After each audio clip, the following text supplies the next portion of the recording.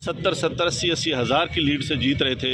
हमने उनको हरवाया है और उनके ऊपर जाली मोहरे लगा के सबको हरवाया। कमिश्नर साहब, जब जाली मोहरे लग रही थी उस वक्त आपने किसी से कहा कि ये सब कुछ हो रहा है, गलत हो रहा है, इसको रोका जाए? देखिए, मैं ये सारी इस गलतकारी की जिम्मेदारी अपने ऊपर ले रहा हूँ और साथ आपको बता रहा हूँ कि जो चीफ इलेक्शन कमिश्नर है, जो चीफ जस्टिस है, वो भी इस काम में पूरे शरीक। कमिश्नर साहब, आपका बहुत बड़ा ये इतना सब कुछ हुआ, आखिर किसके कहने पर होता रहा? आप क्यों प्रेशर में थे? किसने ऐसा किया? मेरे ऊपर कोई दबाव नहीं है। मेरे बाप दादा भी अंग्रेज़ों के ख़िलाफ़ और सिखों के ख़िलाफ़ जंगें करते रहे हैं, लड़ते रहे हैं ये मुल्क बनाने के लिए।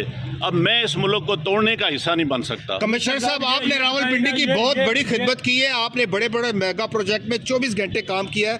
ये बताइएगा कि आपको कमिश्नर चीफ इलेक्शन कमीशन दबाव में ला रहा था कि ये करें सारे काम, लोग जीतों को आपने हराया, आपको नींद कैसे आती रही, किस तरह आपका ज़मीर जाग गया? देखिए, मैंने रावलपिंडी के लिए 14 16 घंटे काम किया है। मैंने यहाँ रिंग रोड बनाया है, ददोचा डैम बनाया है, होली फैमिली हॉस्पिटल बनाया है, जिमखाना बनाया है, मैंने लारी अड्डे बनाए हैं, मज़दूरों के लिए सेंटर बनाए हैं, मंशियात के अड्डे सेंटर बनाए हैं। सब कुछ मैं अपने मुल्क की बेहतरी के लिए करता रहूं, लेकिन आखिर पे मैंने जो इस मुल्क के पेट में छुरा घूंपा है, मुझे वो सोने नहीं देता। मैं ये सुकून की मौत बर्बाद करता हूँ। मैं जो मैंने जुल्म किया है, मुझे उसकी सजा मिलनी चाहिए और बाकी भी इस जुल्म में जो लोग शामिल हैं, पुलिस भी शामिल है? उनके नाम बताएंगे जो लोग आपके साथ यहाँ पर थे?